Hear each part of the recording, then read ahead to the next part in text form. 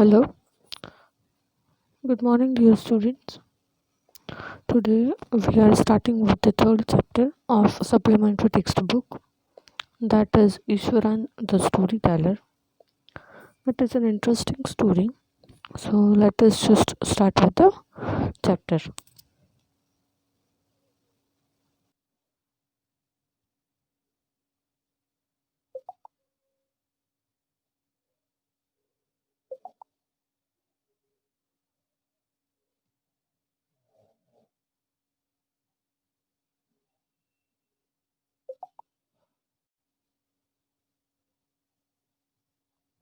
The story was narrated to Ganesh by a young man, Mahendra by name. So the whole story is narrated by Ganesh, whose original name was Mahendra. He was a junior supervisor in the firm which offered on hire supervisors at various types of construction sites, factories, bridges, dams, and so on. Mahendra's job was to keep an eye on the activities at the work site.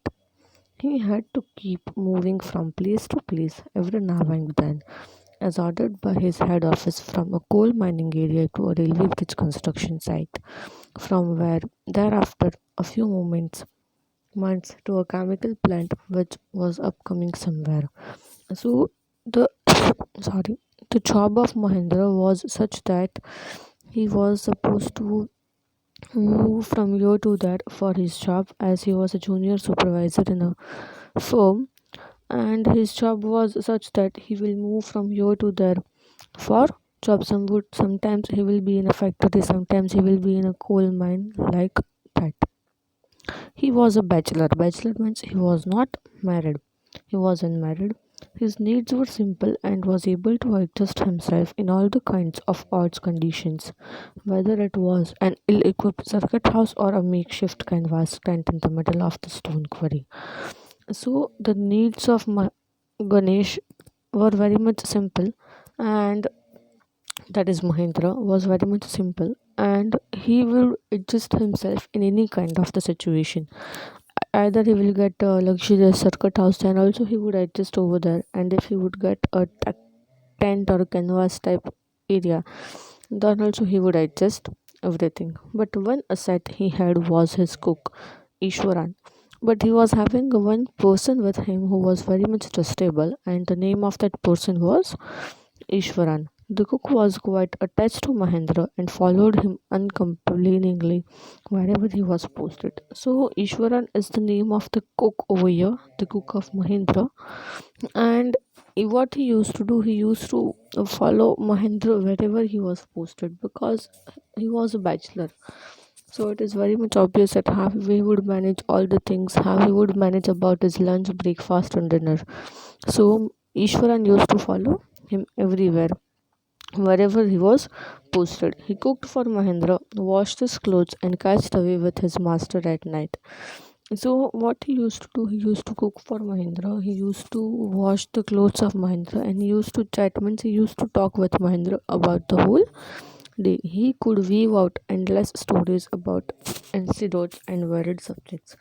And Ishwaran was having such a talent that he could know number of stories about everything. So, and he knows some more secrets as well. So he used to tell that secrets to Mahendra. Also had an amazing capacity to produce the vegetables and cooking ingredients, seemingly out nowhere in the middle of the desolate landscape, with no shops visible for miles around. The next capacity the Ishwaran was having, that was that he could also produce the vegetables and spices in the middle of the landmines in such type of areas, if they were posted that for miles and miles they could not find any shops, grocery shops, and anything. He would produce the foods and vegetables over there only. He could miraculously conjure up the most delicious dishes made with fresh vegetables within an hour of arriving the zinc sheet shelter with the new workplace. So after arriving the house, he would produce the delicious dishes for Mahendra, work after breakfast, carrying some prepared food with him, and he would work after the breakfast, Mahendra, and Ishwaran would also hand him some food for after breakfast as well. Meanwhile, Ishwaran would tidy up the shed, wash up the clothes, and even leisurely bath, pouring several buckets of water over his head, muttering a prayer all the while. It would be lunchtime by then. After eating, he would read for a while before dozing off. The book was usually some popular Tamil thriller running to hundreds of pages. Its imaginative descriptions and narrative flourishes would hold Ishwaran enthralled. So, after the Mahendra left for his job, what Ishwaran used to do, he used to take a bath, he used to prepare lunch, he used to take the lunch, and before going to the sleep, he would read the book. And the book was a Tamil book, and in that book, number of Tamil thrillers with number of secrets were mentioned. His own descriptions were greatly influenced by the Tamil authors that he read. When he was narrating even the smallest of incident, he would try to work in suspense for a surprise ending into the account. So the way he used to read the book and the way he used to present the message of the book and before in to someone, he would present in such a way that it would be a thriller or it would be a kind of a suspense or a surprise for that person.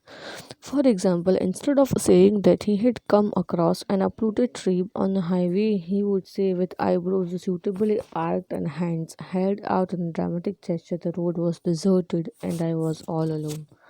So instead of saying directly that they were passing the highway, he would say physically that how the person would pass the highway by catching each other's hand, and if someone is coming from the wrong side in a very high speed, what would be the reactions of their eyebrows and everything. The road was deserted, that looked like an enormous bushy beast lying on and go back. But as I came closer, I saw that it was a fallen tree.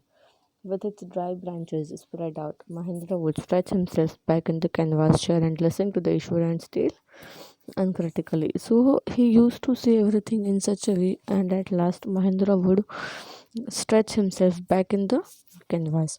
The place I come from is a famous for timber, Ishwaran would begin. There is a richly wooded forest all around. The logs are hauled on the lorries by elephants. They are huge, well fed beasts when they turn wild. Even the most experienced Mahav is not able to control them. So the example of elephant is given that once the elephant was there and if he has lost his patience, it would be very much tough for the Mahav to control that elephant. After this sorry prologue, Ishwaran would launch into an elaborate anecdote involving an elephant. One day a tusker escaped from the timber yard and began to roam out, stamping on the bushes, tearing up wild creepers, and breaking branches at will. You know, sir, how an elephant behaves when it goes mad. Ishwaran would go so caught up by the excitement of his own story that he would get up from the floor and jump about, stamping his feet in illusion of the mad elephant. So, whenever he is expressing his feelings about the Tamil book, he would express in such a way that actually he is facing that problem or actually he is about to do that thing. So the reactions were real. The elephant reached the outskirts of the town, and the example is given that once the elephant was has came out from the jungle and how the elephant roamed in the city. Breaking the fences about down the matchsticks, he would continue. It came into the main road and smashed the small selling fruits, mud pots, and clothes. People ran helter skelter in panic. The elephant now entered into the school ground where the children were playing, breaking through the brick wall. All the boys ran into the classrooms and shut the doors tight. The beast grunted and wandered about, pulling all the football goals, posting, tearing down the volleyball net, kicking the flattering, and dumping a cap of water at them, uprooting the shrubs. Meanwhile, all the teachers had climbed up to the terrace of the school building. From there, they were helplessly watched the depredations of the elephant. They were not sold because below on the ground. The streets were empty, and as if the inhabitant of the entire town had suddenly disappeared. So once the elephant entered into the city, he just smashed out all the small towns, small shops of fruit sellers and everything. And once he entered into the school, breaking the brick wall as well. And when he entered into the school, the teachers and the students ran away, and the teachers saw the elephant from the top of the terrace. I was studying in a junior class at that time and was watching the whole drama from the rooftop. I don't know what came over me suddenly. I grabbed a cane from the hands of one of the teachers and ran down the stairs into the open. The elephant grunted and menacingly swung a branch of a tree which led it to its trunk. It stamped its foot, kicking up a lot of mud and dust. It looked frightening, but I moved slowly towards it, stick in hand. People were watching the scene, hypnotized from nearby housetops. The elephant looked at me red-eyed, ready to rush towards me. It lifted its trunk and trampled loudly. At that moment, I moved forward, mustering all my force. Right. So the Ishwaran was also in the same school. So what did he do? He took a stick from the hand of the teacher and he was observing it from the rooftop. He just ran down, and whenever he ran downwards, the everyone was seeing to him that what he will do. Its third toenail on the quick. The beast looked stunned for a moment, then it shivered from head to foot and collapsed. At this point, Ishwaran would leave the story unfinished and get up mumbling. I will be back after lighting the gas and warming up the dinner. Mahendra, who had been listening with rapt attention, would be left hanging. When he returned, Ishwaran would not pick up the thread of the story right away. Mahendra would have to remind him that the conclusion was pending. While a veterinary doctor was summoned to revive the animal, the Ishwaran would struck casually. 2 days later, it was led away by its mahout in the jungle. But whenever the time came to tell the real story of, or the suspense of the story, what he would do, he would keep the story over there hanging and he will tell to Mahendra that we will continue after the dinner. But when they returned after the dinner, he would forget about that thing. So Mahendra has to remind to him. And afterwards, the veterinary doctor was called over there, and the elephant was led out in the jungle after 2 days. Well, how did you manage to do, Ishwaran? How did you bring down the beast? It was something to do with the Japanese art, I think, sir. Karate or jutsu, as I called.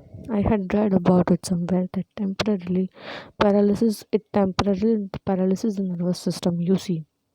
So he had already seen somewhere or learned somewhere that how to control the elephant. What he did, he just did the stick he was having. He just hit that stick on the nail of the elephant. Not a day passed without Ishwaran recounting some story packed with adventure, horror, and suspense. Whether the story was credible or not, Mahendra enjoyed listening to it because of the inimitable way in which he was told. Ishwaran seemed to more than make up for the absence in the TV and the Mahendra's living quarters.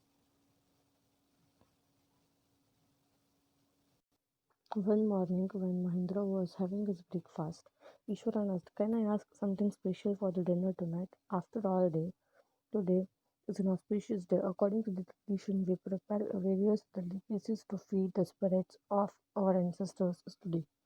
That night, Mahendra enjoyed the most delicious dinner and complimented Ishwaran for its culinary skill. He seemed very pleased but unexpectedly launched into a garish account involving the supernatural. So one morning, Mahendra Ishwaran asked Mahendra to prepare a delicious food for him, and he said that